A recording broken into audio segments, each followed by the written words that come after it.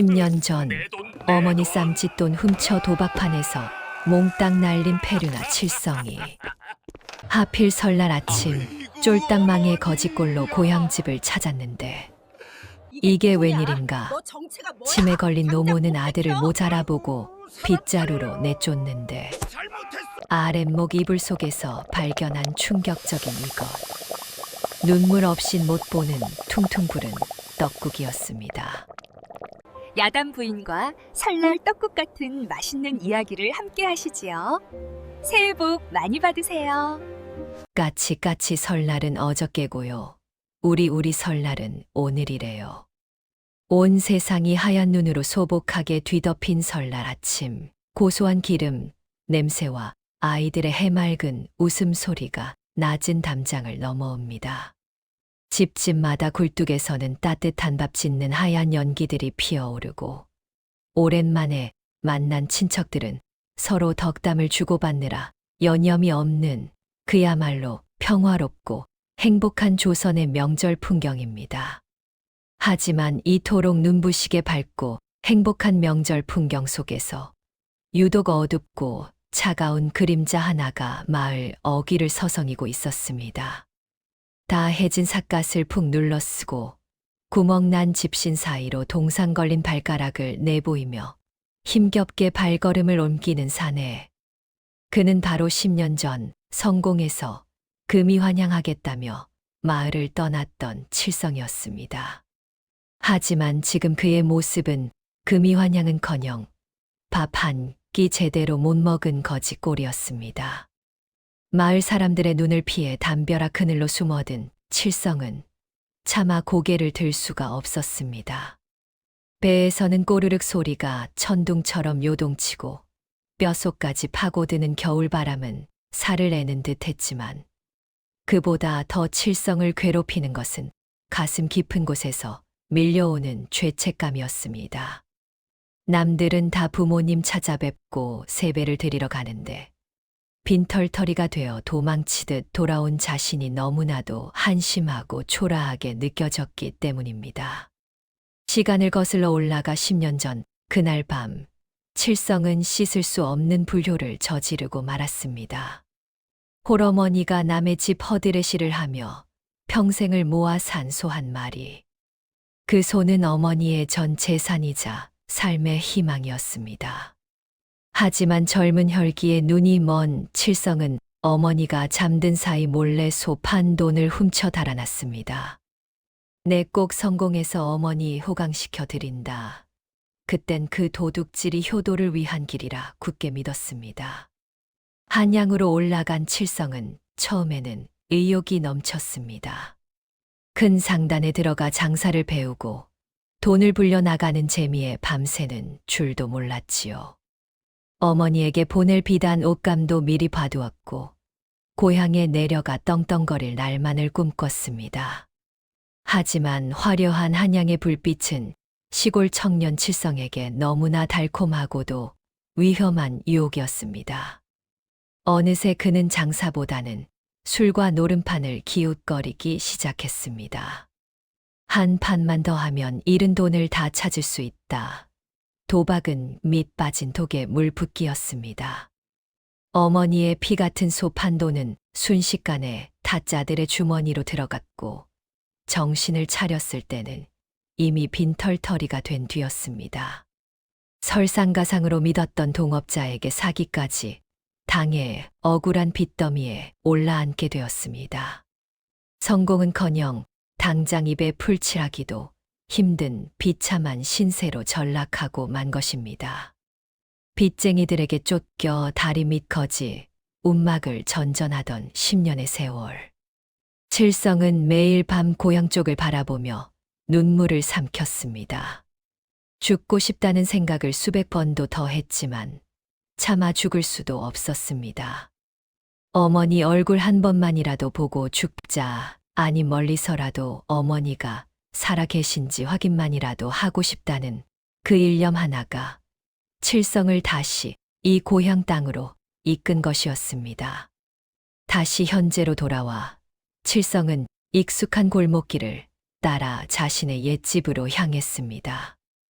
마을 안쪽 다 쓰러져 가는 초가집 한 채. 다른 집들은 설날이라고 등불을 환하게 밝혀 놓았건만 칠성의 집은 불빛 하나 없이 캄캄하고 적막하기만 했습니다. 그 어둠이 마치 자신의 불효 때문인 것만 같아 칠성은 대문 앞에서도 차마 발을 떼지 못하고 한참을 서성여야 했습니다. 어머니, 살아는 계십니까? 이 못난 놈이 왔습니다. 칠성은 떨리는 손으로 조심스럽게 방문을 열었습니다. 끼익 녹슨 문이 열리는 소리가 유난히 크게 들렸습니다.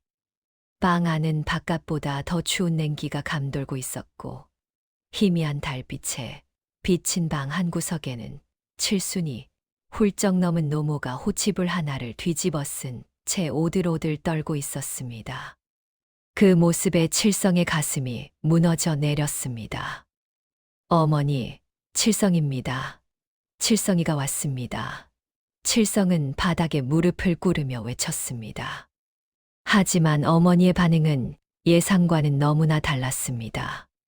반가워하며 달려나와 안아줄 거라 생각했던 어머니가 아들을 보자마자 소스라치게 놀라며 뒷걸음질을 치는 것이 아니겠습니까? 공포에 질린 눈빛, 그것은 아들을 보는 눈빛이 아니라 마치 낯선 침입자나 무서운 괴물을 보는 듯한 눈빛이었습니다. 누구시오, 썩 나가시오. 어머니의 입에서 나온 말은 비수처럼 날카로웠습니다. 10년 만에 만난 아들을 알아보지 못하고 마치 도둑이나 빚쟁이를 대하듯 경계하는 모습이었습니다. 칠성은 가슴이 철렁 내려앉았습니다. 늙으신 어머니가 자신을 알아보지 못할 정도로 세월이 흘러버린 것인지 아니면 자신의 몰골이 너무나 흉측하여 아들로 보이지 않는 것인지 알 수 없어 그저 멍하니 서 있을 뿐이었습니다. 어머니, 접니다. 칠성이요. 어머니, 아들 칠성이가 돌아왔단 말입니다. 칠성은 억장이 무너지는 심정으로 어머니의 메마른 손을 부여잡고 울부짖었습니다. 하지만 어머니는 기겁을 하며 칠성의 손을 거칠게 뿌리쳤습니다. 내 아들이라니, 천하의 불효막심한 놈. 내 아들은 서울 가서 큰 부자가 되어 금이 환영한다고 했소.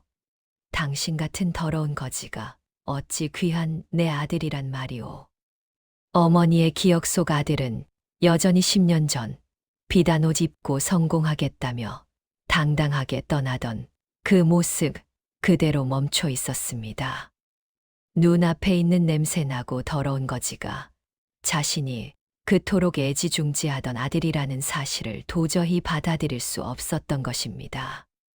거짓말 마시오. 내 아들은 곧 꽃가마 타고 올 것이오. 썩 물러가시오. 어머니는 방구석에 있던 빗자루를 들어 칠성을 내리치려 했습니다. 칠성은 그제야 깨달았습니다. 어머니의 눈동자가 초점 없이 흐릿하고 대화가 통하지 않는다는 것을. 그것은 단순한 노환이 아니었습니다. 아들을 기다리다 지쳐 혹은 아들이 돌아오지 않는 고통을 견디다 못해 정신을 놓아버린 치매였습니다. 아이고 어머니. 칠성은 빗자루를 맞으면서도 피할 생각조차 하지 못하고 그 자리에 못 박힌 듯 얼어붙어 눈물만 흘렸습니다. 어머니는 칠성이 나가지 않고 버티자 혹여나 이 낯선 사내가 집안의 물건을 훔쳐가거나 자신을 해칠까봐 더욱 공포에 질렸습니다. 그러면서도 본능적으로 뒤에 있는 낡은 장롱을 온몸으로 막아섰습니다. 마치 그 안에 아주 중요한 보물이라도 숨겨둔 것처럼 말입니다. 안 된다. 거기는 안 된다. 내 목숨을 내놓으라면 내놓지. 거기는 절대로 안 된다. 칠성이 어머니, 제가 잘못했습니다. 하며 무릎을 꿇고 다가가자 어머니는 칠성이 자신을 해치려 한다고 생각했는지 다급하게 옷고름을 풀기 시작했습니다. 덜덜 떨리는 손으로 품속 깊숙한 곳, 속적삼 안주머니를 뒤적거리는 어머니의 모습은 처절하기까지 했습니다. 칠성은 그 모습에 숨이 턱 막혀 아무 말도 할 수 없었습니다. 도대체 무엇을 주시려는 걸까요? 어머니가 꺼낸 것은 꼬질꼬질하고 때가 잔뜩 탄 헝겊 주머니였습니다. 얼마나 오랫동안 품고 다녔는지 어머니의 체온과 땀 냄새가 배어있는 낡은 쌈지였습니다. 어머니는 그 주머니를 생명줄이라도 되는 양 꼭 쥐고는 칠성에게 내밀었습니다. 주머니 입구는 닳고 닳아 실밥이 터져 있었고 그 사이로 녹슬어가는 엽전 몇 푼과 꼬깃꼬깃한 지폐가 보였습니다. 자, 여기 있소. 내 가진 건 이것뿐이니 이거 가져가시오. 제발 우리 아들 칠성이한테는 가지 마시오. 우리 아들 괴롭히지 마시오. 어머니는 칠성을 빚쟁이로 착각하고 있었습니다. 혹여나 빚쟁이들이 서울에 있는 아들을 찾아가 해코지할까봐 자신이 가진 전 재산을 내놓으며 아들을 지키려 했던 것입니다. 아들을 못 알아보면서도 아들을 지키려는 그 마음. 그 돈이 어떤 돈입니까? 남의 집 빨래를 해주고 받은 동전, 시장 바닥에 떨어진 시래기를 주워 팔아 모은 푼돈, 끼니를 굶어가며 한 푼, 두 푼 모은 피눈물 어린 돈이었습니다. 10년 동안 자신을 버리고 떠난 불효자를 위해 어머니는 정신을 놓은 와중에도 그 돈을 목숨처럼 지키고 있었던 것입니다.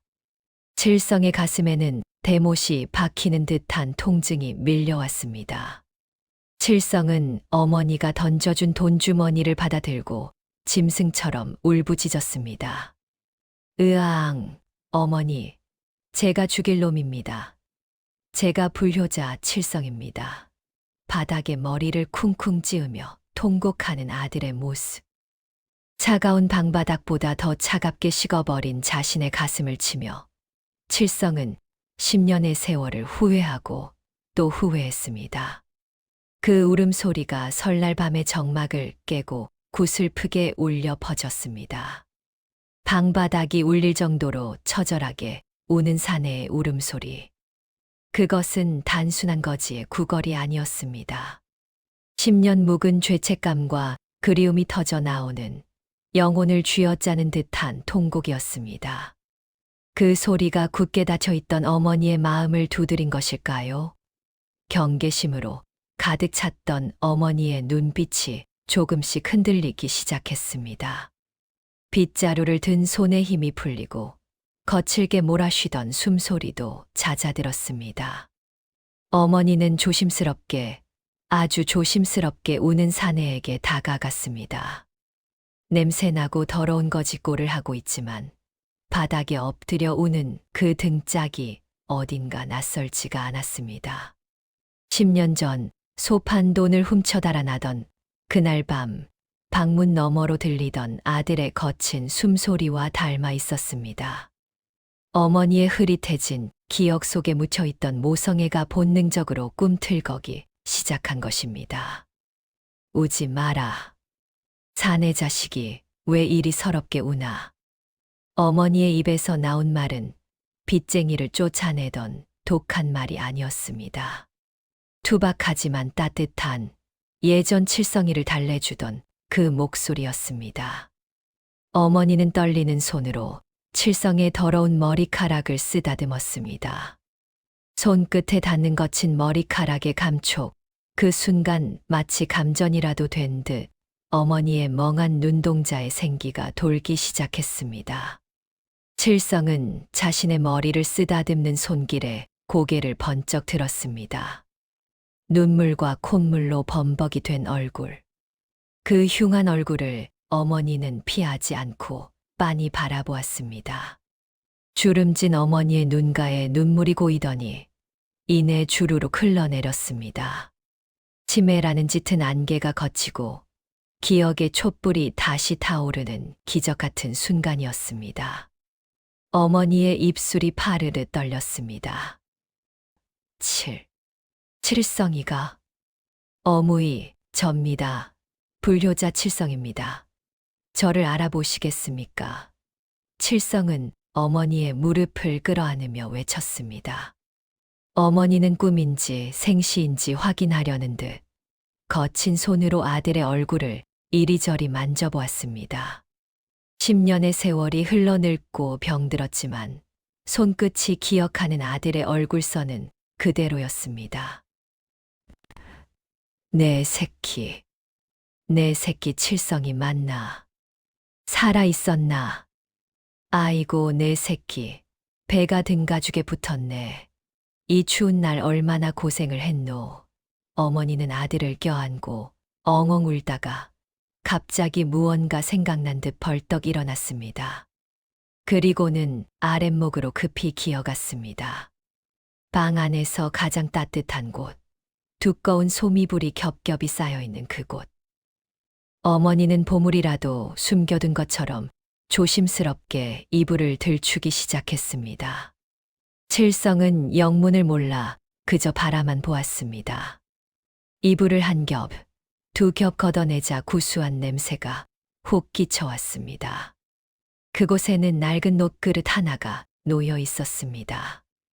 행여나 식을 새라 소미불로 꽁꽁 싸매고 그것도 모자라 자신의 헌 옷가지로 한 번 더 감싸놓은 그릇. 어머니는 뜨겁지도 않은지 맨손으로 그릇을 꺼내 칠성 앞으로 가져왔습니다. 배고프제? 설날인디 떡국이라도 묵어야지. 내 아들 오면 줄라 하고 끓여놨다. 뚜껑을 열자 김이 모락모락 나는 떡국이 모습을 드러냈습니다. 하지만 그것은 방금 끓인 떡국이 아니었습니다. 아침 일찍 끓여놓고 아들이 올 때까지 기다리고 또 기다리느라 국물은 쫄아들고 떡은 형체를 알아볼 수 없을 정도로 퉁퉁 불어터져 있었습니다. 죽처럼 변해버린 떡국. 그것은 떡국이 아니라 아들을 향한 어머니의 녹아내린 기다림 그 자체였습니다. 지금은 맛없다. 퍼뜩 묵어라. 남들은 다 떡국 묵고 한 살 더 묵는 뒤 내 새끼만 굶으면 쓰나. 어머니는 숟가락을 칠성의 손에 쥐어주었습니다. 10년 전 자신이 밥상머리에서 투정 부리며 던졌던 그 숟가락이었습니다. 어머니는 치매로 정신을 놓은 와중에도 설날 아침이면 아들이 돌아올까봐 매년 떡국을 끓여놓고 아랫목에 묻어두고 있었던 것입니다. 칠성은 숟가락을 든 손을 부들부들 떨었습니다. 목구멍이 뜨거워져 밥이 넘어갈 것 같지 않았습니다. 하지만 어머니가 기대에 찬 눈빛으로 바라보고 계셨기에 칠성은 퉁퉁 부른 떡국을 한 술 크게 떠서 입에 넣었습니다. 입안 가득 퍼지는 불어터진 떡의 식감, 그리고 짭조름한 국물 맛. 그것은 세상에서 가장 맛없는 떡국이었지만 동시에 세상에서 가장 따뜻하고 눈물 나는 떡국이었습니다. 입안에서 떡이 녹아내리는지 내 마음이 녹아내리는지 모를 지경입니다. 짭조름한 간장 맛 사이로 뜨거운 눈물이 섞여 들어갑니다. 어무이, 맛있네. 진짜 맛있네. 칠성은 떡국을 씹지도 않고 꿀떡꿀떡 삼켰습니다. 목이 메어와 숨이 턱턱 막혔지만 어머니가 정성스레 끓여주신 이 귀한 밥상을 남길 수는 없었습니다. 퉁퉁 부른 떡국은 세상 그 어떤 산해진 미보다 달았습니다. 어머니는 아들이 허겁지겁 먹는 모습을 보며 아이처럼 흐뭇한 미소를 지으셨습니다. 거친 손으로 아들의 입가에 묻은 국물을 닦아주며 말씀하셨습니다. 천천히 묵어라. 체함은 어짤라고. 더 줄까? 부엌에 한 솥단지 끓여놨다. 치매로 정신이 오락가락하면서도 자식 배부르게 먹이려는 그 마음 하나만큼은 10년 전이나 지금이나 변함이 없었습니다. 그 사랑이 칠성의 언 가슴을 녹였습니다. 퉁퉁 불어 터진 떡국 한 그릇. 그것은 칠성이 지난 10년 동안 서울 바닥에서 산전수전 겪으며 먹었던 그 어떤 밥보다 값진 것이었습니다.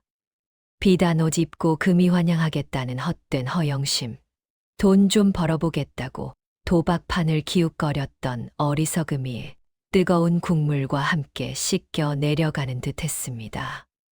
칠성은 밥그릇 바닥까지 싹싹 긁어먹으며 빈 그릇에 자신의 새로운 다짐을 채워 넣었습니다.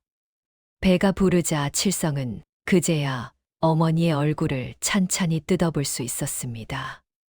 고생만 하다가 늙어버린 주름진 얼굴, 하얗게 센 머리카락, 그리고 앙상하게 마른 어깨.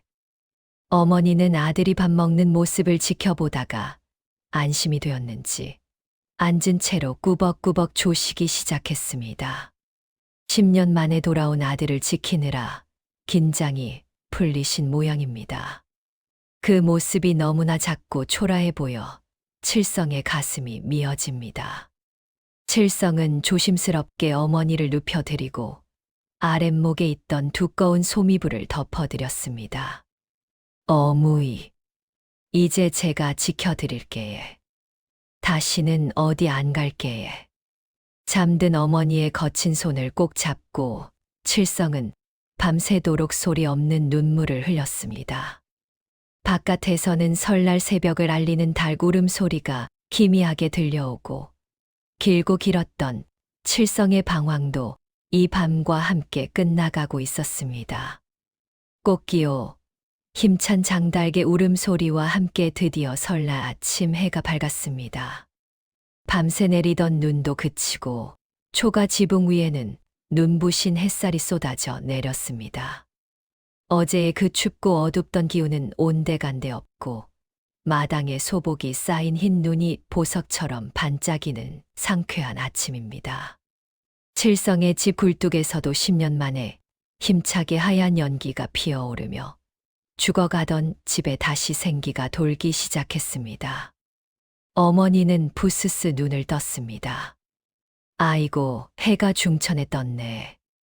습관처럼 이불을 개려는데 밖에서 탕 하는 규칙적인 소리가 들려왔습니다. 꿈인가 싶어 귀를 기울여 보니 그것은 분명 장작 패는 소리였습니다. 어머니는 홀린 듯 방문을 열고 마당을 내다보았습니다. 그리고 그곳에는 믿을 수 없는 풍경이 펼쳐져 있었습니다. 어머니의 눈이 휘둥그레졌습니다. 마당 한가운데서 칠성이가 위통을 벗어젖히고 장작을 패고 있었습니다. 어제까지의 그 비루한 거짓골은 씻은 듯이 사라지고 찬물로 등목을 한듯 힘이 모락모락 나는 다부진 등판이 보였습니다. 으라차차, 도끼를 내려 찍을 때마다 쩍쩍 갈라지는 장작들.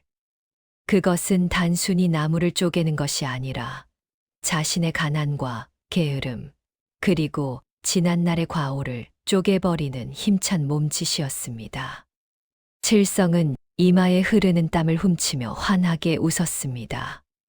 비록 가진 건 튼튼한 몸뚱이 하나뿐이지만 어머니가 차려주신 떡국 한 그릇에 천하를 얻은 듯한 힘이 솟았습니다. 어무이, 일어나셨습니까? 방 따숩게 군불 좀 더 떼 드릴게에. 칠성의 목소리는 10년 전 서울 가기 전에 그 패기 넘치던 청년의 목소리보다 더 우렁차고 듬직했습니다. 집안 가득 활기가 넘쳐 흘렀습니다. 어머니는 문지방을 붙잡고 그 모습을 멍하니 바라보다가 이내 얼굴에 환한 미소가 번졌습니다. 기억이 가물가물한 와중에도 저 듬직한 사내가 내 아들이라는 사실만큼은 뼈저리게 느껴졌기 때문입니다. 그래, 내 새끼 칠성이 맞네. 장군감이네. 어머니의 눈가에 기쁨의 눈물이 맺히고 두 모자의 머리 위로 따스한 설날의 햇살이 축복처럼 내리쬐었습니다.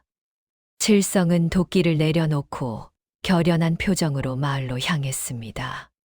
지난 10년 야반도주하듯 도망쳤던 죄인 칠성. 마을 사람들을 볼 면목이 없었지만 더 이상 피하지 않기로 결심했습니다. 어머니가 차려주신 그 떡국 한 그릇이 그에게 세상 밖으로 나갈 용기라는 단단한 갑옷을 입혀주었기 때문입니다.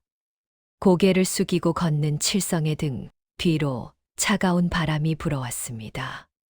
저거 칠성이 아니가 소판 돈 훔쳐 달아나더니 꼴 좋다.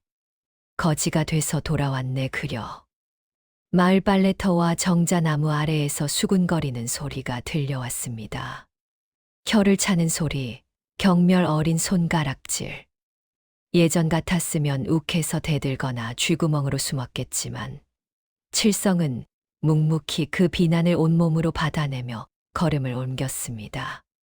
자신이 저지른 씻을 수 없는 과오였으니까요. 칠성은 마을 어르신 집 대문 앞마다 찾아다니며 무릎을 꿇고 사죄했습니다. 어르신, 제가 죽일 놈입니다. 어머니 모시고 사람답게 살겠습니다. 한 번만 기회를 주십시오. 차가운 땅바닥에 이마를 찌으며 비는 칠성의 진심 어린 눈물. 그 처절한 모습에 굳게 닫혀있던 마을 사람들의 마음도 조금씩 흔들리기 시작했습니다. 그래, 사람이 살다 보면 실수도 하는 법이지. 그날부터 칠성은 마을의 온갖 굳은 일을 도맡아 하기 시작했습니다. 남의 집 밭가리부터 똥지게 지기, 마당 쓸기, 지붕 고치기까지. 돈이 되는 일이라면 물불을 가리지 않았습니다.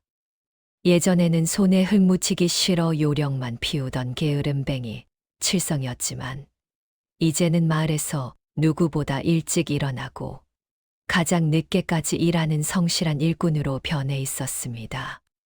지게의 장작을 산더미처럼 짊어지고 가파른 비탈길을 오르는 칠성의 얼굴에는 굵은 땀방울이 비오듯 흘러내렸습니다. 다리가 후들거리고 어깨가 빠질 듯 아팠지만 칠성은 이를 악물고 버텼습니다. 이마에서 흐르는 땀방울 하나하나가 어머니에게 지은 죄를 씻어내는 속죄의 눈물이라 생각했기 때문입니다. 그의 거친 숨소리가 고요한 산속에 희망가처럼 울려 퍼졌습니다. 고된 노동을 마치고 돌아오는 길, 칠성의 품에는 항상 무언가가 들려 있었습니다. 어떤 날은 붕어빵 몇 개, 어떤 날은 고등어 한 손. 자신이 먹을 것은 아껴도 어머니 입에 들어갈 것만큼은 제일 좋은 것으로 챙겼습니다. 어무이, 이거 보이소. 오늘 장터에서 사온 겁니다. 방문을 열고 들어서는 칠성의 목소리에는 하루의 피로를 잊게 하는 뿌듯함이 묻어 있었습니다. 어머니의 치매는 여전했습니다.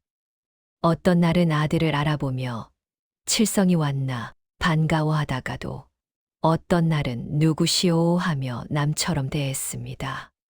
하지만 칠성은 개의치 않았습니다. 어머니가 자신을 알아보든 못 알아보든 어머니는 세상에 하나뿐인 내 어머니였으니까요. 칠성은 밤마다 어머니의 퉁퉁 부은 다리를 주물러드리며 옛날 이야기를 도란도란 들려드렸습니다. 어무이 기억나십니까? 옛날에 제가 서당에서 훈장님 꿀단지 훔쳐 먹다가 종아리 맞은 거.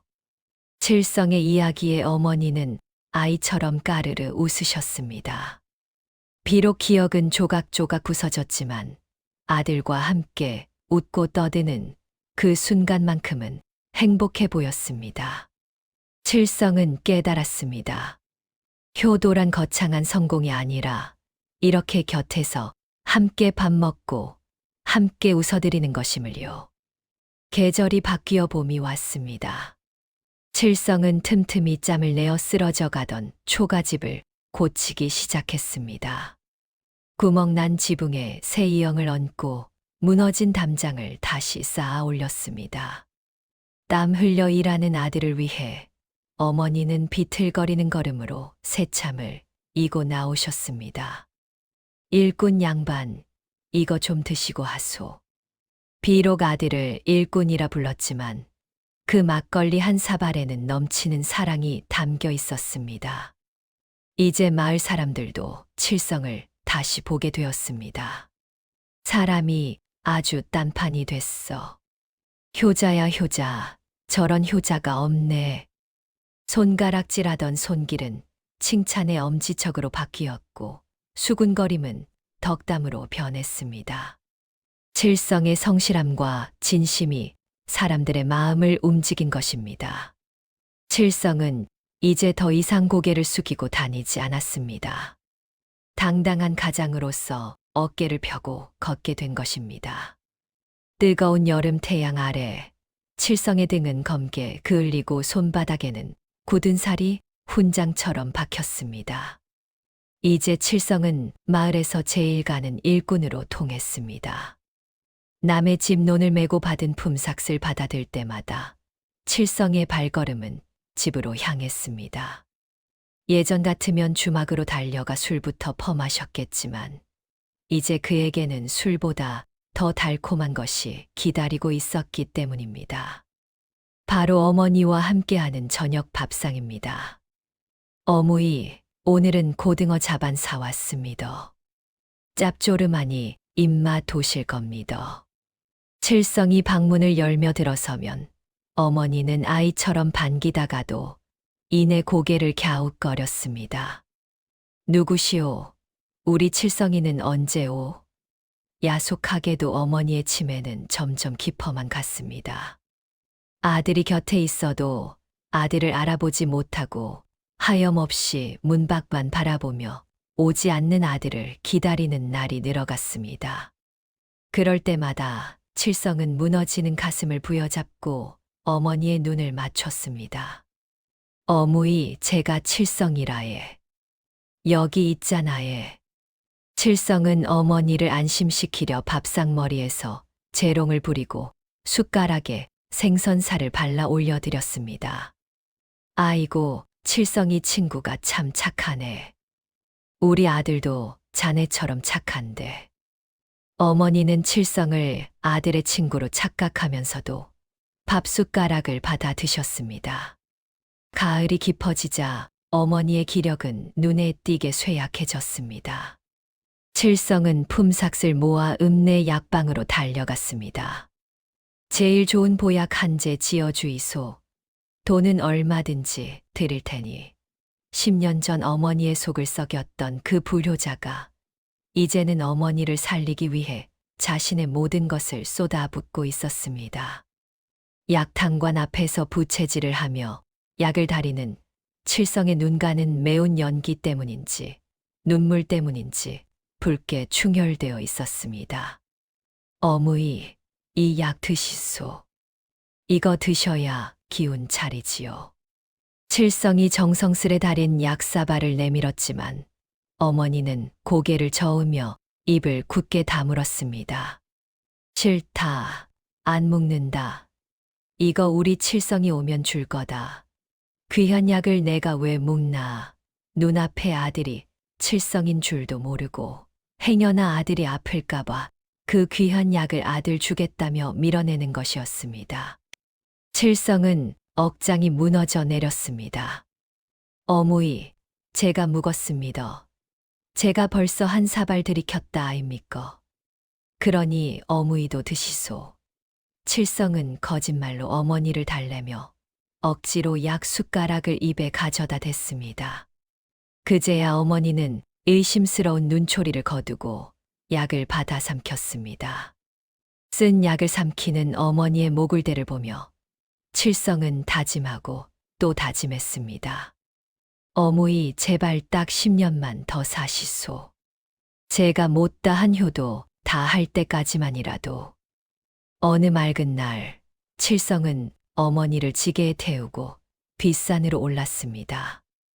방 안에만 계시는 어머니에게 단풍 구경이라도 시켜드리고 싶었기 때문입니다. 어무이 좋지에? 산이 울긋불긋하니 꽃밭 같지에? 어머니는 아들의 넓은 등판에 얼굴을 묻고 아이처럼 좋아하셨습니다. 어이구, 이 총각 등판이 꼭 우리 칠성이 같네. 듬직하니 참말로 좋네. 총각 장가는 갔나? 우리 칠성이도 장가 보내야 하는데. 어머니의 헛소리가 등 뒤에서 들려올 때마다 칠성은 눈물을 삼키며 대답했습니다.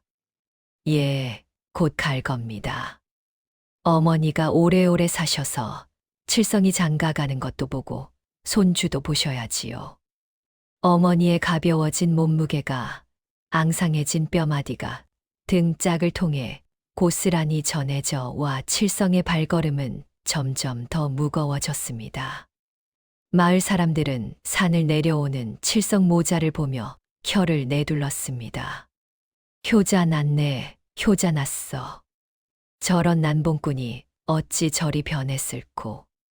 칠성의 지극정성은 온 고을의 소문이 자자했습니다. 개과천선이란 말이 딱 들어맞는 모습이었죠. 칠성은 남들의 칭찬 따위는 중요치 않았습니다. 그저 지금 이 순간 어머니의 따뜻한 체온을 느낄 수 있다는 것만이 감사할 뿐이었습니다. 하지만 야속한 세월은 칠성의 효심을 기다려주지 않았습니다. 겨울이 다가오자 어머니의 기침 소리가 잦아지더니 어느 날부터는 자리에서 일어나지도 못하게 되었습니다. 쿨럭쿨럭 밤새도록 이어지는 어머니의 기침 소리에 칠성은 잠 한숨 자지 못하고 곁을 지켰습니다. 찬바람이 문풍지를 때리는 소리가 마치 이별을 예고하는 듯 구슬프게 들려왔습니다. 하얀 눈이 소복이 쌓이던 어느 깊은 겨울밤, 어머니의 숨소리가 심상치 않게 거칠어졌습니다. 쌕, 쌕. 가슴에서 그르렁거리는 소리가 들릴 때마다 칠성의 심장은 덜컥 내려앉았습니다. 어무이 정신 좀 차려 보이소. 제가 의원님 모셔올게. 칠성은 미친 듯이 문을 박차고 나가려 했지만 앙상하게 마른 어머니의 손이 칠성의 옷자락을 힘겹게 붙잡았습니다. 가지 마라. 어머니의 목소리는 다 꺼져가는 촛불처럼 위태로웠습니다. 그 희미한 목소리에 칠성은 그 자리에 털썩 주저앉고 말았습니다. 어머니는 초점 없는 눈동자로 허공을 더듬으며 무언가를 찾고 계셨습니다. 칠성은 얼른 어머니의 손을 두 손으로 꼭 감싸 쥐었습니다.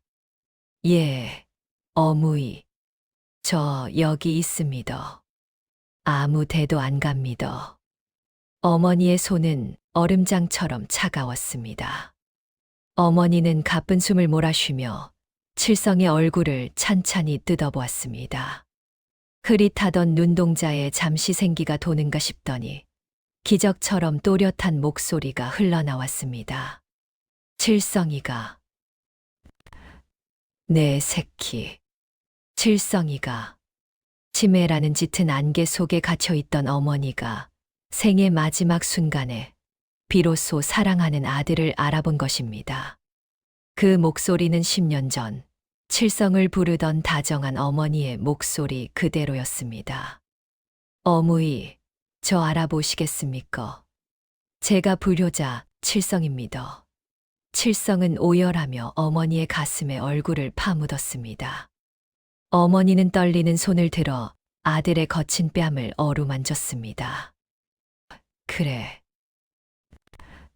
내 새끼. 고생 많았제. 밥은 묵었나. 죽음 앞에서도 자식 밥 걱정뿐인 어머니. 그 한마디에 칠성은 억장이 무너져 내리는 듯 했습니다. 10년의 세월, 그 모진 세월을 건너온 사랑이었습니다. 어무이 죄송합니다. 제가 죽일 놈입니다. 소 판 돈 훔쳐가고 10년이나 안 오고. 칠성은 지난날의 과오를 고백하며 용서를 빌었습니다. 하지만 어머니는 고개를 가로저으셨습니다. 아이다. 네가 와줘서 고맙다. 내 죽기 전에 네 얼굴 봤으니 이제 여한이 없다. 어머니에게 아들의 과거는 중요하지 않았습니다. 지금 곁에 있어 준다는 사실 하나만으로 충분했던 것입니다. 어머니는 숨을 고르며 마지막 힘을 짜내어 말씀하셨습니다. 칠성아, 밥 굶지 마라. 남한테 손가락질 받지 말고 착하게 살거라. 그것은 유언이라기보다 평생을 자식 걱정으로 살아온 어머니의 마지막 당부였습니다. 칠성은 굵은 눈물방울을 뚝뚝 흘리며 고개를 끄덕였습니다. 예, 어무이. 명심하겠습니다. 남 부끄럽지 않게 살겠습니다. 약속할게. 춥다. 손 좀 잡아도. 어머니가 손을 내밀었습니다. 칠성은 그 손을 자신의 품속에 넣고 체온으로 녹여드렸습니다. 어무이 따뜻하지에? 제가 평생 손잡아 드릴게에. 하지만 어머니의 손은 점점 더 차가워져만 갔습니다. 어머니의 눈꺼풀이 천천히 감기기 시작했습니다. 마치 고단했던 70년 인생의 짐을 내려놓고 깊은 잠에 빠져드는 것처럼 평온해 보였습니다. 방 안 가득 정막이 감돌았습니다. 어무이, 칠성이 조심스럽게 불렀지만 대답은 돌아오지 않았습니다. 어머니의 가슴 위로 칠성의 눈물만 하염없이 떨어졌습니다. 밖에서는 눈보라치는 소리가 들려왔지만 어머니의 표정은 세상 그 누구보다 편안해 보였습니다. 10년 만에 돌아온 아들의 품에서 어머니는 가장 행복한 꿈을 꾸며 먼 길을 떠나신 것입니다. 어무이, 칠성의 통곡 소리가 새벽의 정적을 깨고 울려 퍼졌습니다. 그것은 단순한 슬픔이 아니었습니다. 더 이상 불러볼 수도 만져볼 수도 없는 어머니에 대한 사무치는 그리움과 죄책감이 뒤섞인 절규였습니다. 칠성은 어머니의 식어가는 몸을 끌어안고 밤새도록 놓아주지 않았습니다. 효도를 다짐한 지 겨우 1년 만에 찾아온 너무나 빠른 이별이었습니다. 다음 날 아침 마을 사람들의 도움으로 장례가 치러졌습니다. 칠성은 상주가 되어 묵묵히 어머니의 관을 따랐습니다. 1년 전 거지꼴로 마을에 나타났던 그 칠성이가 아니었습니다. 흰 상복을 입고 지팡이를 짚은 그의 모습에서는 더 이상 철없는 망나니의 모습은 찾아볼 수 없었습니다. 눈물은 말랐지만 그의 눈빛은 깊은 슬픔 속에서도 흔들리지 않는 단단함이 서려 있었습니다. 어머니를 양지 바른 곳에 묻어드리고 내려온 집은 너무나 텅 비어 보였습니다. 칠성은 어머니의 채취가 남아있는 옷가지와 손때 묻은 물건들을 정리하며 하염없이 눈물을 흘렸습니다. 어무이, 이제 안 계십니까? 하지만 그는 주저앉아 울고만 있을 수는 없었습니다. 어머니와의 마지막 약속, 남 부끄럽지 않게 착하게 살라는 그 유언을 목숨처럼 지켜야 했기 때문입니다. 칠성은 어머니가 늘 앉아 계시던 아랫목을 쓰다듬으며 이를 악물었습니다. 슬픔을 술로 달래던 예전의 못난 칠성이는 이제 죽었습니다. 그는 새벽 딸기 울기도 전에 일어나 밭으로 향했습니다. 누구보다 먼저 쟁기질을 하고 걸음을 주며 땀방울로 슬픔을 씻어내기로 한 것입니다. 어무이, 지켜보이소. 그의 괭이질 소리가 새벽 공기를 가르며 메아리 쳤습니다.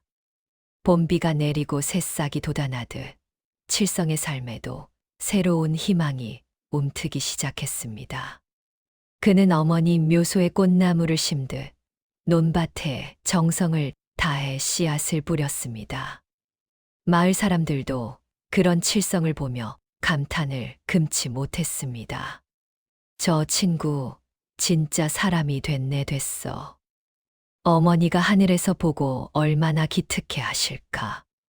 칠성의 성실함은 이제 온 고을의 자랑거리가 되었습니다. 여름 장마가 지나고 거센 태풍이 몰아쳐도 칠성은 논두렁을 떠나지 않았습니다. 비바람에 쓰러진 별을 하나하나 일으켜 세우며 마치 생전의 어머니를 대하듯 곡식을 돌보았습니다. 어무이 걱정 마이소. 올해 농사는 대풍일 겁니다. 제가 쌀밥 실컷 드시게 해드리라 했는데. 칠성은 빗물 섞인 땀을 닦으며 먹구름 거친 하늘을 올려다보았습니다. 드디어 황금 들판이 출렁이는 가을이 왔습니다. 칠성의 땀방울은 아라리 영근 벼이삭이 되어 돌아왔습니다. 수확한 쌀과 마니가 마당 가득 쌓이자 칠성은 벅찬 가슴을 누를 길이 없었습니다. 10년 전 소판 돈을 훔쳐 달아났던 그 도둑놈이 이제는 제 손으로 땀 흘려 번 정직한 수확물을 얻게 된 것입니다. 이것이야말로 어머니가 그토록 바라던 모습이었겠죠. 칠성은 가장 좋은 햅쌀을 따로 담았습니다. 윤기가 자르르 흐르는 하얀 쌀. 이걸로 밥을 지으면 얼마나 구수하고 달까요? 어무이, 이거 보이소. 햅쌀입니다. 이 밥 한 숟가락만 드시고 가셨으면 좋았을 텐데. 칠성은 쌀자루를 부여잡고 흐느꼈습니다. 풍요 속에서도 어머니의 부재는 뼈저리게 시려왔습니다. 성공하면 뭐합니까? 함께 기뻐해 줄 어머니가 안 계신 것을요. 다시 겨울이 찾아오고 하얀 눈이 내리기 시작했습니다. 1년 전 거지골로 돌아와 어머니에게 퉁퉁 부른 떡국을 얻어먹었던 바로 그 계절입니다. 칠성은 문풍지 우는 소리를 들으며 생각에 잠겼습니다. 그때 어머니가 주신 떡국이 아니었다면 지금의 자신은 없었을 것입니다. 그 떡국은 단순한 한 끼 식사가 아니라 죽어가던 아들을 살린 어머니의 생명 그 자체였습니다. 설날이 다가오자 칠성은 분주해졌습니다. 장터에 나가 제일 좋은 고기와 떡을 사고 제수용품을 마련했습니다. 예전엔 어머니가 쌈짓돈을 털어 준비하시던 것들을 이제는 번듯한 가장이 된 칠성이 직접 준비하는 것입니다. 어무이, 올해 설날은 제가 맛있는 떡국 끓여드릴게. 퉁퉁 부른 거 말고 따끈따끈하고. 설날 아침 칠성은 동이 트기도 전에 눈을 떴습니다. 정갈하게 세수를 하고 어머니가 생전에 사주셨던 새 옷을 꺼내 입었습니다. 비장한 표정으로 부엌에 들어선 칠성은 하얀 가래떡을 도마 위에 올려놓았습니다. 1년 전 거지골로 들어와 퉁퉁 부른 떡국을 얻어먹던 그날과는 사뭇 다른 번듯한 가장의 모습이었습니다. 차가운 새벽 공기마저 상쾌하게 느껴졌습니다. 탁, 탁, 탁. 경쾌한 칼질 소리가 고요한 새벽의 정적을 깼습니다. 칠성은 어머니가 하시던 대로 가래떡을 어슷하고 얇게 썰어 나갔습니다. 동글동글 예쁘게 썰린 떡들이 채반에 수북이 쌓였습니다. 작년 어머니가 이불 속에 숨겨두셨던 그 퉁퉁 불어 터진 떡과는 비교할 수 없을 만큼 예쁜 모양이었지만 칠성의 마음 한구석에는 여전히 그 투박했던 어머니의 떡국이 사무치게 그리웠습니다. 동이 트기 전 칠성은 부엌에서 정성스레 떡국을 끓였습니다. 뽀얀 사골 국물에 어슷하게 썬 떡을 넣고 어머니가 좋아하시던 파와 고명도 듬뿍 얹었습니다. 보글보글 끓어오르는 떡국 냄새가 차가운 부엌을 가득 채웠습니다. 1년 전 어머니가 아랫목 이불 속에 숨겨두셨던 그 떡국 냄새와 똑같아 코끝이 찡해져 왔습니다. 어무이, 식기 전에 보이소. 제가 솜씨 좀 부려봤습니다. 칠성은 김이 모락모락 나는 떡국 한 그릇을 제사상 한가운데 올렸습니다. 작년에는 퉁퉁 불어 터진 떡국을 얻어먹었지만 올해는 각 끓여 쫄깃하고 따끈한 떡국을 어머니께 대접하고 싶었습니다. 비록 드실 수는 없지만 그 온기라도 전해지길 바라는 아들의 간절한 마음이었습니다. 제사상 앞에는 어머니의 위패가 놓여 있었습니다. 칠성은 향을 피우고 술 한 잔을 올렸습니다. 향 연기가 피어오르며 어머니의 영정 주위를 감돌았습니다. 어무이, 불효자 칠성이 인사 올립니다. 1년 동안 참말로 보고 싶었습니다. 칠성의 목소리가 가늘게 떨렸습니다. 텅 빈 방 안에는 오직 칠성의 흐느끼는 소리와 향 타는 냄새만이 가득했습니다. 칠성은 무릎을 꿇고 엎드려 큰 절을 올렸습니다. 차가운 마룻바닥에 이마를 대고 한참을 일어나지 못했습니다. 어무이, 죄송합니다. 살아생전에 따신 밥 한 끼 제대로 해드리지도 못하고 이 못난 놈이 이제야 떡국을 올립니다. 뒤늦은 후회와 그리움이 눈물이 되어 바닥으로 뚝뚝 떨어졌습니다. 그 눈물 자국마다 어머니에 대한 사무치는 사랑이 배어 나왔습니다. 절을 마치고 고개를 든 칠성의 눈앞에 아른거리는 향 연기 사이로 어머니의 모습이 보이는 듯 했습니다. 1년 전 퉁퉁 부른 떡국을 내밀며 식음은 맛없다, 퍼뜩 묵어라 하시던 그 따뜻한 미소였습니다. 비록 육신은 흙으로 돌아가셨지만 어머니의 영혼은 여전히 이 방 안에 머물며 아들을 지켜보고 계신 것만 같았습니다. 그래, 내 새끼 솜씨가 좋네. 만나게 잘 묵으마. 어머니의 환청이 들리는 듯 했습니다. 칠성은 눈물을 훔치며 자신도 떡국 한 그릇을 떠서 상 앞에 앉았습니다. 음복제사 음식 나눠 먹기라 했습니다. 어머니와 마주 앉아 함께 먹는 마지막 아침 식사였습니다.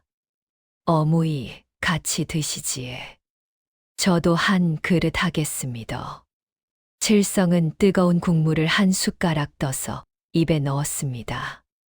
목구멍이 뜨끈해지면서 가슴 속 깊은 곳까지 온기가 퍼져나갔습니다. 그런데 참 이상하지요? 갓 끓인 쫄깃한 떡국인데도 입안에서는 자꾸만 작년에 먹었던 그 퉁퉁 부른 떡국 맛이 나는 것 같았습니다. 짭조름한 눈물이 섞여서일까요? 아니면 어머니의 손. 후루룩. 쩝쩝. 칠성은 눈물 콧물을 훌쩍이며 떡국을 허겁지겁 삼켰습니다. 뜨거운 떡이 목을 타고 넘어갈 때마다 가슴 속에 응어리졌던 지난날의 후회와 죄책감이 조금씩 녹아내리는 것 같았습니다. 국물 맛이 짭조름한 것이 간장을 많이 넣어서인지 아니면 칠성의 눈물이 섞여서인지 분간할 수가 없었습니다. 세상에서 가장 슬프고도 따뜻한 아침 식사였습니다. 숟가락질을 멈추고 앞을 보니 향 연기 너머 어머니의 영정위패이 뿌옇게 보였습니다. 마치 어머니가 그래 천천히 묵어라, 체할라 하시며 등을 두드려 주시는 것만 같았습니다. 비록 마주 앉아 살을 부대낄 수는 없지만 칠성은 어머니와 함께 밥을 먹고 있다는 충만한 느낌을 받았습니다. 죽음조차 갈라놓을 수 없는 모자의 정이 방 안을 가득 채웠습니다. 어느새 그릇 바닥이 보일 정도로 떡국을 싹 비웠습니다. 10년 동안 칠성을 괴롭히던 배고픔과 허기, 그리고 마음의 빈자리가 비로소 꽉 채워지는 기분이었습니다. 칠성은 빈 그릇을 내려놓으며 나직이 중얼거렸습니다. 어무이, 잘 묵었습니다. 참말로 잘 묵었습니다. 이제 배가 든든합니다. 힘이 납니다. 그것은 어머니에게 보내는 최고의 감사 인사였습니다. 칠성은 국물 한 방울도 남기지 않고 그릇을 비웠습니다. 뜨거운 기운이 배 속을 채우니 마치 어머니가 따뜻한 손으로 등을 쓸어내려 주시는 것 같았습니다. 그래, 묵고 힘내라. 산 사람은 살아야지. 귓가에 생생하게 들리는 듯한 어머니의 목소리. 칠성은 빈 그릇을 어루만지며 다시는 이 배부름을, 이 따스함을 잊지 않겠노라 다짐했습니다. 어머니의 사랑이 자신의 피와 살이 되었으니까요. 제사를 마치고 방문을 활짝 열었습니다. 눈부신 설날 아침 햇살이 방 안 깊숙이 쏟아져 들어왔습니다. 1년 전 어둡고 차가웠던 그 방이 이제는 환한 빛으로 가득 찼습니다. 그것은 마치 하늘에 계신 어머니가 아들의 앞길을 비춰주시는 서광처럼 느껴졌습니다. 칠성은 크게 심호흡을 하며 차가운 아침 공기를 폐부 깊숙이 들이마셨습니다. 살아있음이 감사한 순간이었습니다. 마당으로 나서자 동네 아이들이 색동옷을 입고 뛰어노는 소리가 담장 너머로 들려왔습니다. 새해 복 많이 받으세요. 칠성에게도 지나가던 이웃들이 반갑게 인사를 건넸습니다. 더 이상 그는 손가락질 받는 불효자도 거짓 칠성이도 아니었습니다. 어머니가 마지막 생명을 태워 지켜낸 이 마을의 어엿한 일꾼이자 당당한 이웃 박칠성으로 다시 태어난 것입니다. 칠성은 뒷산 양지 바른 곳 어머니의 산소를 향해 고개를 들었습니다. 하얀 눈이 덮인 산봉우리가 마치 어머니의 포근한 품처럼 보였습니다. 어무이 잘 드셨지에? 저도 억수로 잘 묵었습니다. 걱정 마이소. 저 이제 진짜 잘 살 겁니다. 어무이 아들답게 남들한테 베풀면서 씩씩하게 살 겁니다. 허공에 흩어지는 하얀 입김이 어머니에게 보내는 편지가 되었습니다. 문득 1년 전 퉁퉁 불어 터졌던 그 떡국이 떠올랐습니다. 형체도 없이 뭉개졌던 떡들. 어쩌면 그것은 자식을 위해 자신의 모든 것을 뭉개고 희생했던 어머니의 삶 그 자체가 아니었을까요? 당신의 기억마저 지워가며 당신의 자존심마저 버려가며 오직 자식의 배고픔만을 야단 부인과 걱정했던 설날 그 떡국 처절하고 같은 맛있는 위대한 이야기를 사랑 함께 말입니다. 하시지요. 그 새해 복 사랑이 많이 칠성을 받으세요. 사람으로 만들었습니다. 그 사랑을 먹고 자란 칠성은 이제 압니다. 효도란 것이 거창한 그 미환향이 아니라는 것을. 그저 따뜻한 밥 한 끼 같이 먹고 눈 맞추며 웃어드리는 소소한 일상이었다는 것을 말입니다. 너무 늦게 깨달았지만 그 깨달음 덕분에 남은 생을 바르게 살 수 있게 되었으니 어머니는 죽어서도 자식을 살리고 가르치신 셈입니다. 칠성은 두 주먹을 불끈 쥐었습니다. 여러분, 지금 고향에 계신 부모님은 안녕하신가요? 혹시 바쁘다는 핑계로, 성공해야 한다는 핑계로 차가운 방에서 홀로 자식을 기다리게 하고 있지는 않으신가요?